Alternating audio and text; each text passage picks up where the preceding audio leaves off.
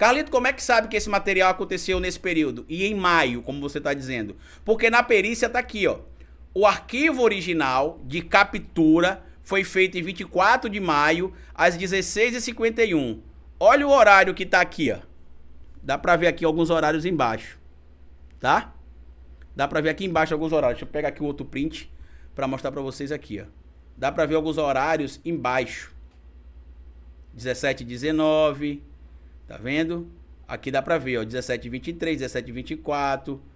Aqui embaixo dá pra ver também, ó, 16h51, quer ver? Acho que é o próximo. 16h51. Então, os prints que foram tirados aqui batem com o que o Tacla Duran tá falando. Tá aqui, ó. E aí foram tirados o primeiro print 24 de maio, o segundo 25 de maio, o terceiro 25 de maio e o quarto dia 25 de maio também. O que a matéria da Mônica Bergamo diz? Que no dia 27 de maio, o Zucoloto teria ali já intervido, né, na situação envolvendo ali o Tacla Duran, e aí tinha enviado para ele, supostamente o Robson Pozzobon, teria enviado para ele uma proposta no dia 27 de maio.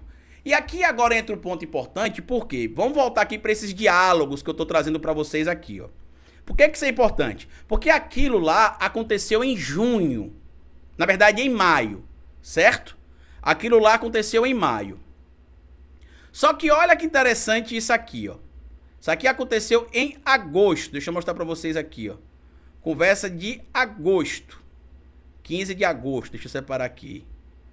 Que é o material pra gente poder discutir, pra vocês entenderem o nível do que a gente tá tentando trazer aqui pra vocês entenderem a gravidade desses possíveis diálogos, tá?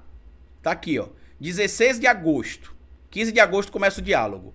Qual que é o ponto que eu quero trazer para vocês aqui? Prestem bastante atenção no que a gente está mostrando aqui cronologicamente, tá? A gente já está caminhando para o final da live, mas preste atenção, ó. Tacla Duran, ele pagou a uma figura ligada ali, supostamente, a Rosângela Moro, que seria em tese, eu tô falando em tese, né, por educação aqui, respeitando o devido processo legal. Em tese, ele teria pago aqui ao Marlos Arnes. Tá aqui o material, ó. Em tese, ele teria pago ao Marlos Arnes, tá aqui, ó.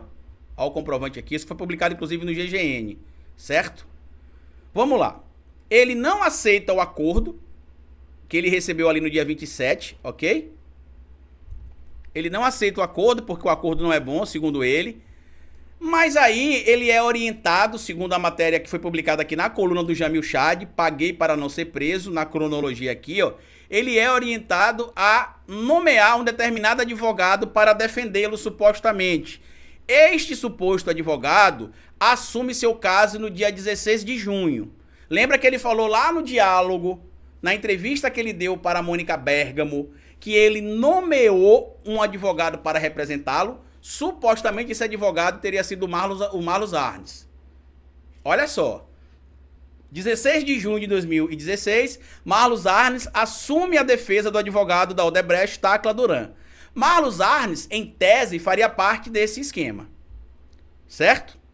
Vai vendo o que eu tô falando pra vocês aqui. E aí o que acontece? No dia 16 de junho, o Marlos Arnes assume a defesa do Tacla Duran. No dia 14 de julho, o Tacla Duran paga a empresa do Arnes, tá aqui, ó. Tá? Paga a defesa do Arnes, a empresa do Arnes, tá?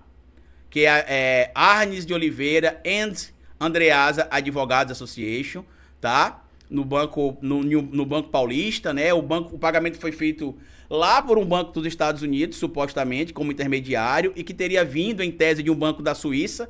Pelo que eu entendi aqui, eu não sou muito especializado em negociações internacionais, em transações internacionais, mas tá aqui, ó. Banco veio da Suíça, né? De Genebra, na Suíça. Aqui é o código do banco, né? Deutsche Bank Trust Company América, de Nova York. O pagamento foi feito no dia 14 de julho, às 10h19 da manhã, no valor de $602.250. Aqui o valor, mais tem algumas variações. Vamos arredondar para $630 mil, que é o valor que o Tacla Duran alega que teria sido parte de uma parcela. Olha o que está acontecendo, vamos lá. Aí teve, no dia 16 de junho, o Marlos Arnes supostamente assume a defesa do Tacla Duran. No dia 14 de julho, o Tacla Duran supostamente paga ali a primeira parcela, entre aspas, do acordo. Supostamente. E aí lá no grupo da Lava Jato, um mês depois aproximadamente, no dia 15 de agosto, olha o que o senhor Deltan Dallagnol fala aqui, ó. Caros, envie por favor assuntos para a reunião com o Russo que estejam pendentes. Tem o CMP, que seria bom conversar. O pedágio já foi para ele, Diogo? Aí muita gente falou assim pra mim, Carlito, mas esse negócio do pedágio aí... Deixa eu mostrar aqui na tela, perdão. Eu acabei não mostrando pra vocês, né? Deixa eu voltar aqui, tá, gente? Eu acabei não mostrando pra vocês. Vamos voltar aqui, certo? Tá aqui, ó. Andreasa, Arnes de Oliveira e Andreasa, tá? Só pra mostrar o documento comprovado. Pagamento feito lá no dia 14 de julho, 613 mil dólares arredondados. Feito, supostamente enviado lá, né? De um banco da Suíça para um banco nos Estados Unidos, que foi intermediário, pelo que eu entendi. E o dinheiro depois chegou em tese ali ao Brasil. Né? Não sei exatamente aqui como é que está a tradução dessas movimentações internacionais, porque eu não sou especializado, mas se alguém tiver aí for, me avise, certo? Só que olha que interessante, no dia 16, só pra gente voltar porque estava sem imagem, o Marlos Arnes assume a defesa do Tacla Duran, supostamente, e um mês depois ele paga a primeira parcela suposta do acordo que foi ali, em tese, conduzido pelo Carlos Zucoluto. E aí, lá na Operação Lava Jato, olha o diálogo que estava acontecendo um mês depois, entre o Deltan Dallagnol e outros membros da Lava Jato, dizendo que iriam encontrar com o Moro, tá? Tá aqui, ó. Caros, envie, por favor, assuntos para reunião com o Russo que estejam pendentes. Tem o CMP, que seria bom conversar. O pedágio já foi para ele, Diogo? Para quem não sabe quem é esse Diogo é o Diogo Castor, aquele que pagou aquele outdoor lá em Curitiba, que inclusive acabou sendo processado pelo Ministério Público, se não me engano foi até demitido depois. O Dallagnol tentou acobertar ele ali. O Moro cobrou inclusive ele há um tempo atrás, até nesses diálogos aqui tem essa conversa, porque vazou na época umas fotos do Dallagnol com o Diogo Castor no Facebook. O Moro foi e questionou isso ao Dallagnol, o Dallagnol disse que estava no Facebook, mas que ele iria pagar. Então, aparentemente, o Diogo Castor é alguém de muita confiança do Dallagnol. Certo? E aí é o que ele fala, o pedágio já foi para ele, Diogo? Se foi, seria bom você ir. Carlito, mas esse negócio do pedágio aí, não tem a ver não com... Não tem a ver não, Não tem nada de perder canal, queridão, porque a gente tá trazendo aqui informações e tá trazendo, inclusive, dentro do correto, dentro da lei, né? Quer dizer que os fatos, em tese ou supostamente, seriam esses, porque aqui a gente respeita a presunção da inocência e o devido processo legal. Então, assim, tá aberto, inclusive no meu vídeo que eu publiquei aqui ontem, no canal Historiador, eu falei que tá aberto para que ambos venham comentar, Moro ou Dallagnol, mas aqui a gente precisa lembrar que eles negam qualquer tipo de informação. Eles dizem, inclusive, que essas mensagens não são verdadeiras. Mas, estranhamente, eles não aceitaram dar o celular para fazer a perícia junto à Polícia Federal, certo? Dito isso, só pra gente estabelecer a verdade aqui, dito isso, ninguém perderia canal por fake news, porque ninguém tá divulgando fake news aqui. A gente tá trazendo materialidade. Inclusive, o Lula foi solto baseado nesse material que vocês estão vendo aí, ó. Solto não, perdão. A parcialidade do Moro foi reconhecida através deste material que o senhor tá vendo, o perfil suposto verificado aí. O Moro foi considerado parcial pelo STF graças a esses diálogos que a gente está mostrando aí. Então existe um entendimento do STF que essas conversas têm conexão com outros fatos, tá? Então, voltando aqui dentro do que estabelece o direito também e o bom jornalismo, que vocês encontram aqui em outros lugares que seguem a lei. E aí ele fala o seguinte, se foi, seria bom você ir. Vamos centrar amanhã em poucos assuntos. Eu tenho uma lista na minha mesa, mas não tenho como pagar antes da reunião. Pagar o quê? Porque muita gente falou assim, Carlito, mas será que ele não estava se referindo aí, não, à Operação Lava Jato? Porque teve algumas fases da Operação Lava Jato que falou sobre essa questão, por exemplo, da Econorte, de pagamento de pedágio. E isso é verdade. Só que quando é que aconteceu isso? O Tacla Duran, até onde eu analisei aqui, ele aparece em 3 momentos aqui na Operação Lava Jato, facilmente você encontra. Na etapa 36, que é aqui, tem o pedido de prisão preventiva dele que o Moro decreta lá em 2016. Na etapa 48 e na etapa 60, se não me falha a memória, que ele aparece de novo também. Só que é na fase 48 que se tem alguma citação em relação a esta questão que envolve ali a Econorte. Deixa eu só descer aqui para mostrar para vocês. Ó. Então, lá em 2016, em agosto de 2016, não fazia sentido trazer essa história aqui. Deixa eu só mostrar aqui, é a fase 48. Trazer essa história de pedágio ou algo do tipo, porque até então o nome do Tacla Duran não estava sendo associado claramente a nada relacionado a fraude em pedágio, tá? Deixa eu ver aqui, porque tem algumas fases que são intercaladas de uma para outra e acaba invadindo aqui, ó. Cadê 51? É na fase 48, que ele é citado pela segunda vez, e é nessa fase 48 que acontece a citação ali, tá aqui, ó. Fase 48, que ele é citado aqui de novo, Rodrigo Tacla Duran, tá? E é nessa fase aqui, ó, Operação Lava Jato, os alvos dessa fase da operação são servidores públicos, empresas investigadas por corrupção, lavagem de dinheiro, associação criminosa e peculato, suspeitos de participar de esquema de fraude na questão de concessão de rodovias federais no estado do Paraná. As diligências ocorreram nos municípios de Londrina, Curitiba, Jataizinho, Paranavaí, Balneário Camboriú, Rio de Janeiro e São Paulo. Esses podem acessar, tá? Isso aqui tá no site do Ministério Público. Todas as fases da Lava Jato. E é nessa fase aqui que aparece o Tacla Duran supostamente associado a algum esquema de pedágio ou algo do tipo. Então é pouquíssimo provável que este suposto pedágio aqui fosse o mesmo que a Operação Lava Jato encontrou, tá? E aí segue aqui no dia seguinte. Lembre que no dia 15, à noite, o Dallagnol manda mensagem no grupo, supostamente, convidando as pessoas para a reunião, e aí no dia 16 o Diogo manda lá, Delta, vamos falar com o Moro hoje? O Delta Dallagnol fala lá com o Robertson Pozobon, que ele chama de Robinho, sobre o pedido do Lucas Passe, pelo que eu acredito que o Lucas Passe foi o primeiro condenado na Operação Lava Jato. E o envolvimento do Palocci, ele fala que foi protocolado o pedido, mas só foi protocolado ali para o russo analisar se iria usar ou não. O Robson disse que só foi protocolado o pedido de quebra de sigilo. E aí olha quem fala aqui ainda no dia 16, no dia seguinte, de novo sobre o pedágio.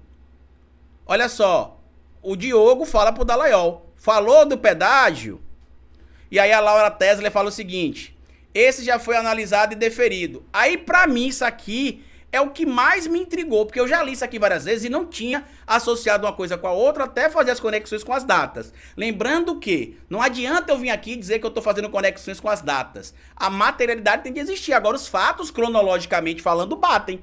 Porque esse diálogo aqui é um mês após o Marlos Arnes ter recebido o dinheiro. A primeira parcela do suposto acordo. E aquele comprovante do Tacla Duran está publicado.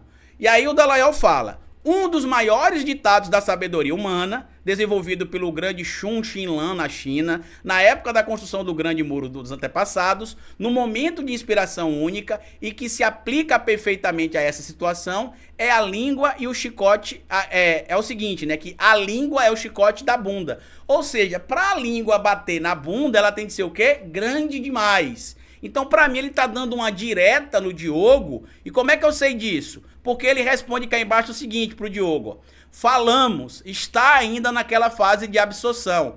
Risos. E aí responde a Laura. Valeu, Laura. Na verdade, é outro pedido que ainda não foi mesmo. Então, não é o mesmo assunto que a Laura tá falando.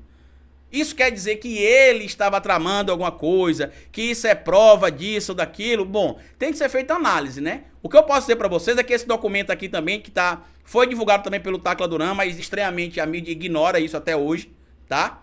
É um documento que a Interpol reconhece um apelo feito pelo Tacla Duran, tá? Tá tudo em inglês, eu não falo inglês, mas eu traduzi o documento e li. E aqui ele fala, né, sobre a parcialidade que envolve ali o juiz Sérgio Moro, que ele não é um juiz imparcial, que ele é um juiz parcial, que a defesa dele estaria correndo risco, que os procedimentos adotados ali para poder inserir o nome dele na lista da Interpol não estava seguindo o correto ordenamento, já que o Tacla Duran deixava claro ali, inclusive, que a própria imparcialidade do juiz era questionada, porque ele não aparentava ser um juiz imparcial, mas sim imparcial. E aqui no final, a Interpol acatou o pedido do Rodrigo Tacla Duran e revisou a solicitação dele e retirou ele da lista de difusão vermelha da Interpol. Ele passou a não ser mais um procurado.